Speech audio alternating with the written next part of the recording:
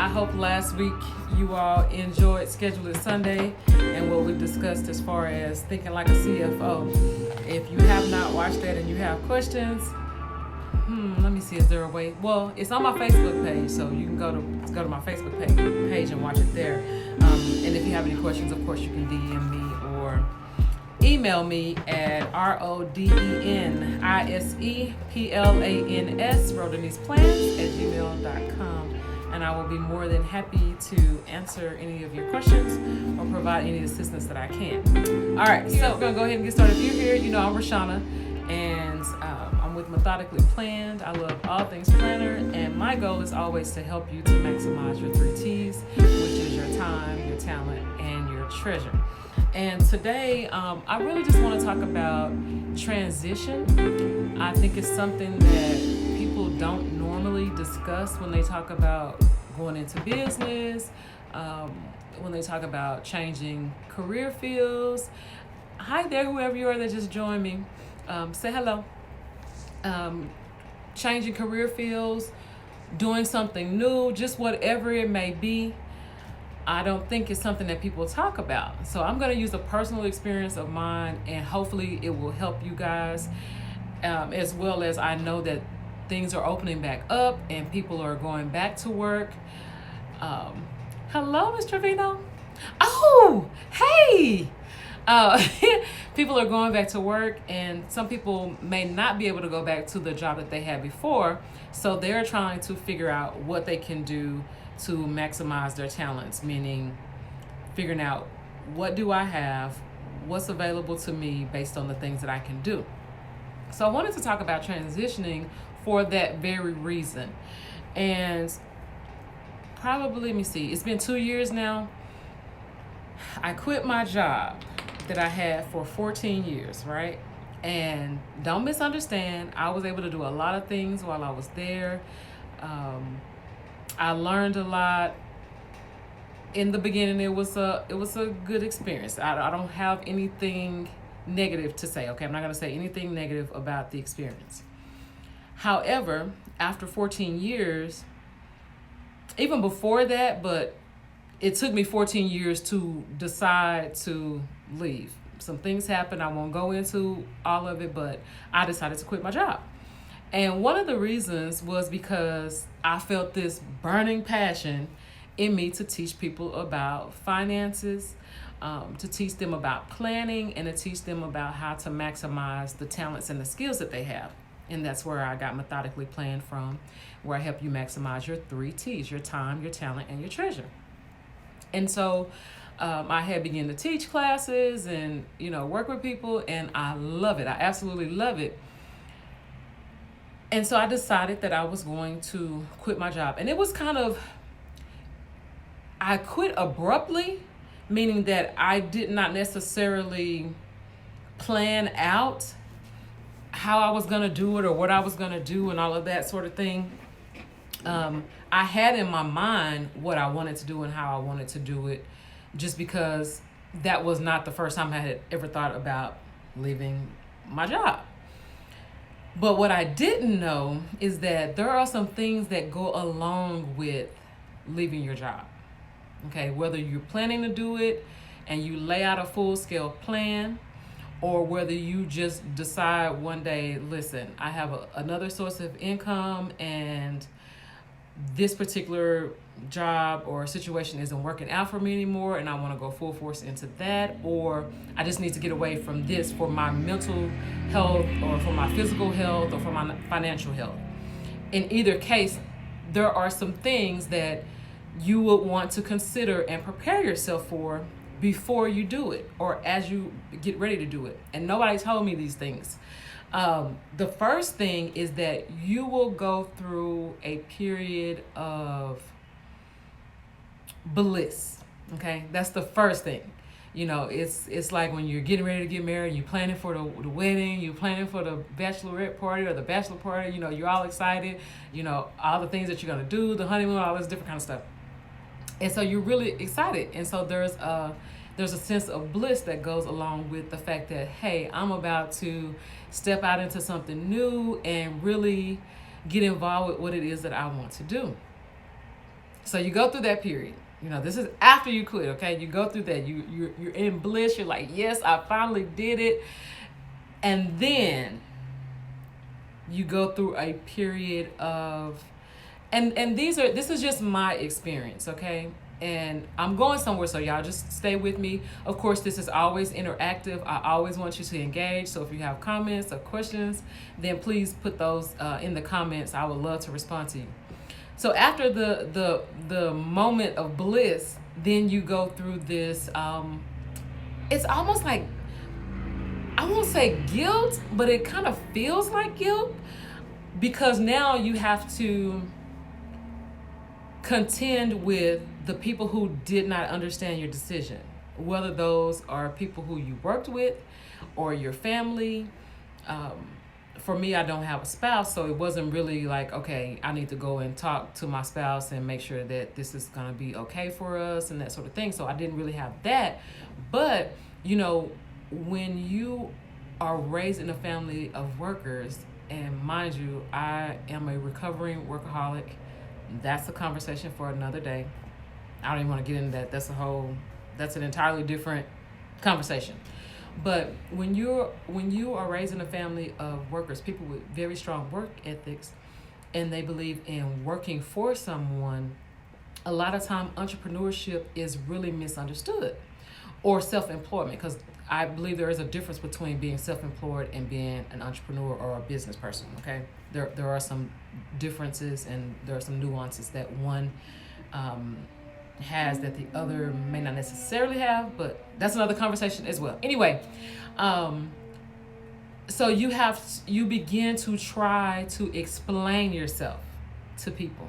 Even though it is the best decision that you've ever made, you don't have any regrets about it. On the front of your mind, you don't have any regrets about it. But you go through this period of feeling kind of guilty, like, what about the people who I worked with? How is it going to affect them? Or what about, what is my family and my friends going to think? And so you go through that. And then once you kind of get past that and you begin to realize, hey, this is a transition that I made for myself. This is something that was good for me, that I know that I needed to do to be able to begin to flourish or to expand myself even more. Once you go through that, then you go through this, I call it like a grieving period, where you kind of miss the routine of what you've been doing for all these years. Okay. So for me, I was at my job for 14 years, almost 15 years when I quit. And all of a sudden I was like, okay, I have all this freedom, and who's doing my job? Even though, listen to me carefully. If you're not doing it, trust me, somebody will get it done. Okay. So do what's best for you. Don't think that because you're not doing it, it won't get done, because it will get done, okay? Maybe not in the style that you do it, because we all are unique and we have our own way, and maybe not as well as you do it just because of different levels of expertise, but it will get done. So after you go through that part of the grief, then there's another part that sets in that's like, okay, now I have all this freedom. What do I do? I'm used to having a boss, okay? We're talking about transition now, and you can apply this to whatever situation that you're in, whether it's a transition in your job, whether it's a transition in your relationships, whether it's a transition in your family dynamics, whether it's a transition in you planning. I will say that when I work with people, when I ask people what challenges they're having with planning, the number one thing I hear is just actually doing it, like to actually plan it.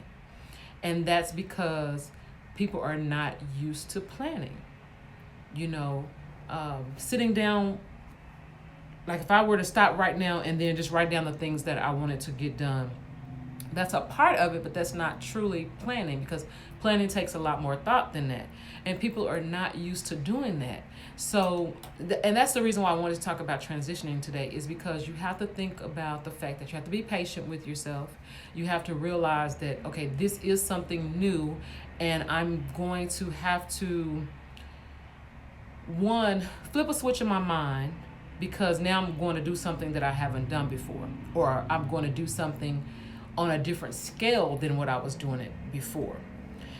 And the other thing that I realized was, now that I'm doing things for myself, I don't have a boss.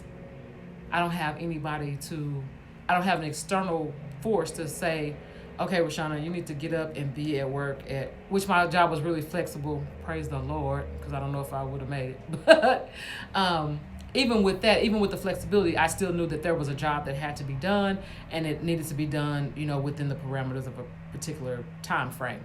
And so when you go to transition into doing something new, then you don't necessarily have someone saying, okay, you need to be here at XYZ time, and you need to go to lunch at XYZ time, and these are the projects that need to be done by XYZ time. You don't have that.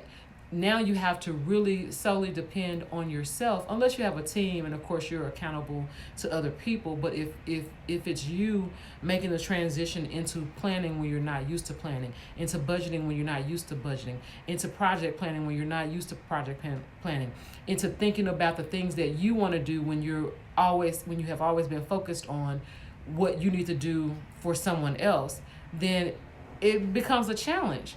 And so you have to boss yourself around. You literally have to become your own boss. You have to tell yourself what to do. And that is so very important when you are transitioning, because it's something that you have decided to do. And, we really want other people to do the thing for us. We want them to show us what to do, and then we want them to actually do it for us. Unfortunately, nobody cares like that. People really don't. That's not how the world works.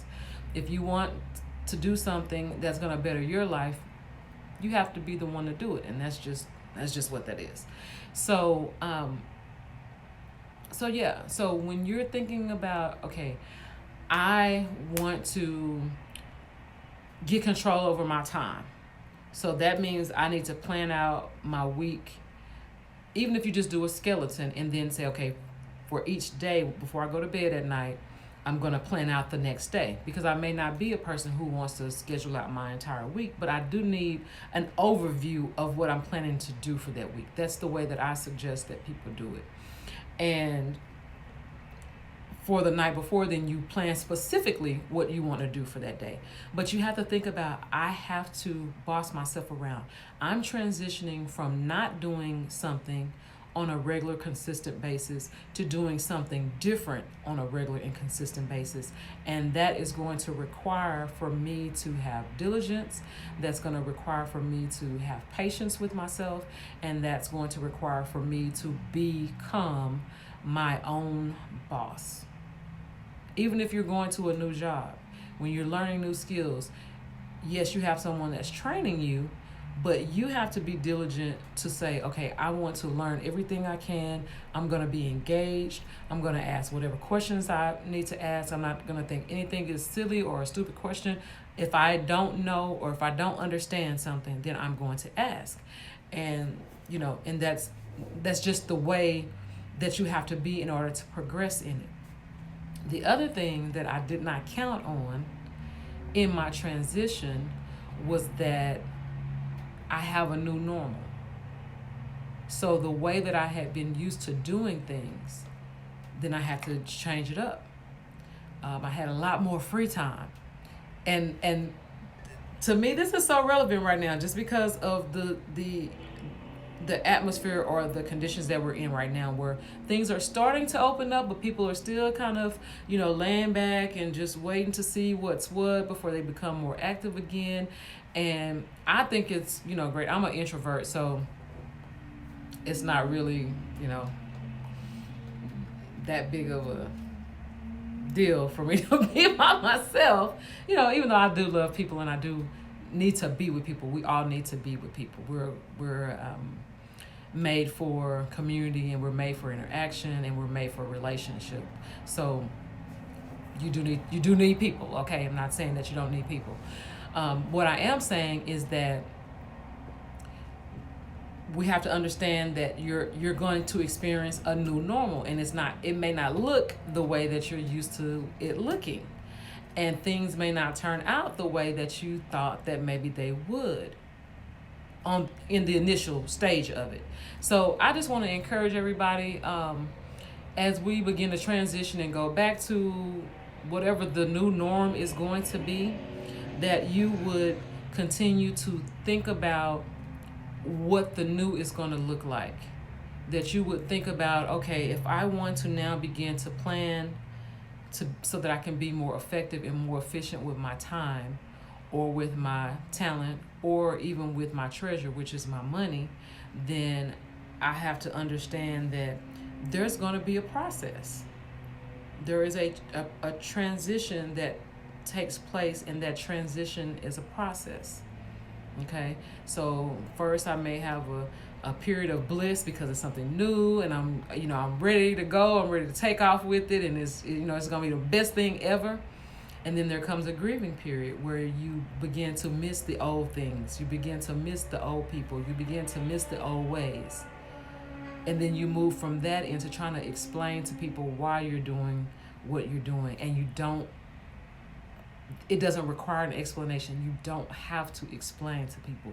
Just understand what it is that you're doing. Know that you have made the best decision for you, and that, hey, Miss Norma, and that this is what you need in your life at the time. Okay? When you get past all of that, then know that there's going to be a new normal, and you have to boss yourself around. You're going to have to tell yourself what to do. You have to try to keep yourself motivated and just move forward. So does anybody have any questions or any or any comments, anything that you would like to share in regard to that? Again, I am available if you do have questions, or if there's something that I can assist you with. I do have a coaching program or an accountability program. So if you're interested, then like I said, you can email me at RODENISE PLANS, that's rodeniseplans@gmail.com. You can hit me in my DM, my instant messenger, leave a comment on this video, and I will be sure to respond to that. And thank you guys for your time today. I hope you enjoy the rest of your day, and that it has been great so far. Love you. Ahead, and I invite you to subscribe to my channel. Hit that notification bell to be notified when I upload. Give me a thumbs up on this video if you enjoyed it. Comment and share. Thank you so much. Have a great day.